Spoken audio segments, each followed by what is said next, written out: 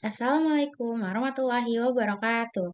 Perkenalkan, nama saya Husnul Fauzia Azahro dengan NIM C203. Di sini saya akan mengkaji hasil dari analisis pertumbuhan reproduksi dan makanan ikan kembung perempuan Rasteliger brachysoma yang ditemukan oleh Bicker tahun 1851 yang ditangkap di Teluk Banten dengan asprak pembimbing Kak Nurhamidah Harahap. Kajian ini dilatar belakangi oleh biologi perikanan, yaitu sebuah cabang ilmu biologi yang mempelajari tentang ikan dari menetas hingga mengalami kematian, baik secara alami ataupun faktor lainnya. Biologi perikanan juga bisa bermanfaat untuk pengelolaan dan pemanfaatan sumber daya perikanan. Salah satu tempat sumber daya perikanan yaitu di Teluk Banten, yang merupakan habitat dari ikan kembung perempuan. Ikan kembung perempuan sendiri memiliki nilai ekonomi yang tinggi dan banyak diminati oleh masyarakat. Maka dari itu, ikan kembung perempuan menjadi target para nelayan yang memungkinkan terjadinya overfishing. Analisis yang kelompok kami lakukan bertempat di Laboratorium Biologi Perikanan dan Ruangan MSPI yang dilaksanakan setiap hari Sabtu dengan alat dan bahan seperti yang pada digambar. Berikut merupakan prosedur analisis pertumbuhan ikan.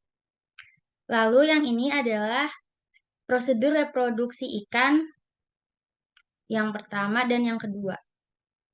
Terakhir adalah prosedur makanan ikan.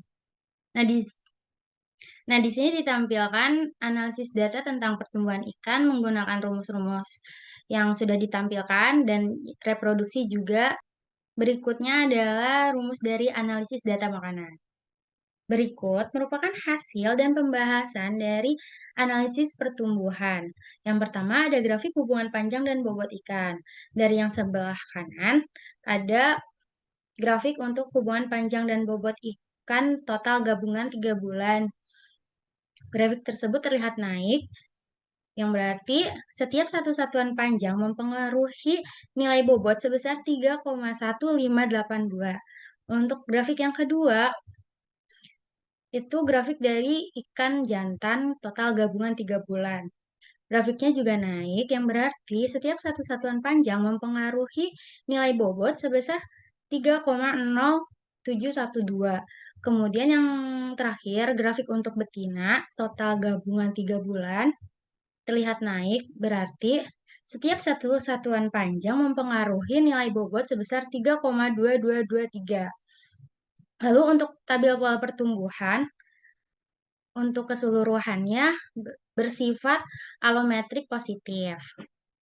Lalu distribusi frekuensi panjang, terdapat puncak totalnya itu di selang kelas 203 sampai 213, yang berarti dom, ikan ikan kembung perempuan didominasi oleh panjang 203 sampai 213 mm. Berikut merupakan hasil dan pembahasan lanjutan dari analisis data pertumbuhan. Ada tabel hubungan panjang dan bobot yang sudah dibahas grafiknya. Kemudian ada faktor kondisi. Faktor kondisi ikan kembung memiliki tingkat yang tinggi di bulan Januari dan Maret karena ikan kembung perempuan mengalami pemijahan di rentang waktu tersebut dan mengalami penurunan pada bulan Mei karena sudah melakukan pemijahan. Selanjutnya ada hasil dan pembahasan dari reproduksi. Yang pertama ada nisbah kelamin.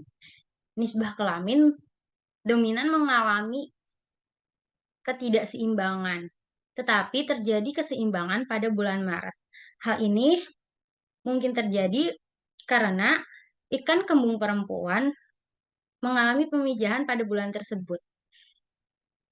Lalu yang kedua ada grafik diameter telur yang memiliki satu puncak, yang berarti ikan kembung perempuan memiliki pola pemijahan total spawner. Lalu selanjutnya ada grafik hubungan panjang dan bobot ikan.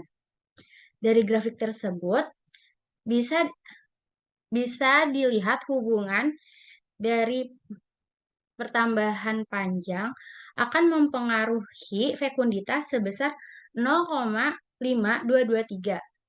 Sebelahnya ada grafik hubungan panjang dan fekunditas. Bisa dinyatakan bahwa setiap penambahan satu satuan panjang akan mempengaruhi fekunditas sebesar 2,3481 butir telur. Bahasan reproduksi. Yang pertama ada grafik TKG.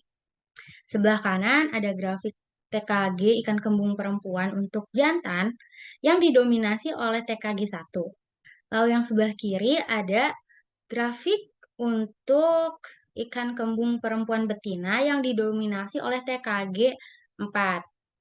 Kemudian ada dua grafik IKG yang di mana terlihat semakin tinggi TKG maka semakin tinggi juga IKG-nya. Berarti ini tuh memiliki hubungan linear dengan puncaknya itu di TKG 4. Terakhir ada hasil dan pembahasan dari analisis makanan. Yang pertama ada IP. IP gabungan memiliki makanan utama Nauplius sebesar 76%. Lalu ada IP untuk ikan kembung perempuan betina yang memiliki makanan utama Nauplius sebesar 75%. Yang terakhir ada IP untuk ikan jantan. Terlihat tidak ada makanan utama karena tidak ada yang melebihi dari 40%, tetapi didominasi oleh Daphnia sebesar 23% dan Nauplius sebesar 20%. Selanjutnya ada panjang usus relatif sebesar 0,51 yang berarti itu kurang dari 1. Maka kesimpulannya ikan kembung perempuan termasuk ke dalam ikan karnivora. Lalu ada tumpang tindih. Nilai CH yang didapat itu sebesar 0,96 yang berarti mendekati 1. Maka kesimpulannya ikan kembung perempuan ini memiliki kesamaan makanan maka terjadinya kompetisi dalam mencari makanan. Lalu ada hubungan volume panjang. Untuk ikan jantan, maka setiap pertambahan volume panjang maka mengalami pengurangan volume makanan sebesar 5,8016. Lalu untuk yang betina, setiap pertambahan satu satuan panjang maka akan mempengaruhi volume panjang yang akan bertambah sebesar 4,1853. Lalu yang terakhir ada luas relung. Di sini dapat terlihat nilai standarisasi luas relungnya untuk kedua ikan ini, jantan dan betina maksudnya, itu 0,03 dan 0,05 yang berarti mendekati 0. Yang berarti ikan ini tuh selektif dalam mencari makanannya.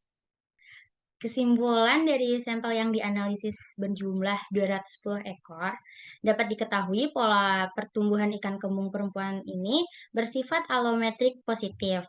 Dengan faktor kondisi tertingginya di bulan Januari, ikan kembung ini didominasi oleh TKG 4 dan pola pemijahannya adalah total spawner. Makanan utama ikan kembung ini yaitu Nauplius. Lalu ikan ini bersifat karnivora karena memiliki panjang usus relatif yang kurang dari 1. Saran untuk kajian ini yaitu diperlukannya penelitian lebih lanjut untuk mengevaluasi kesalahan pengumpulan data dan pengoptimalan dalam hasil penelitian. Dan dari saya mohon maaf apabila ada kesalahan dan terima kasih. Wassalamualaikum warahmatullahi wabarakatuh.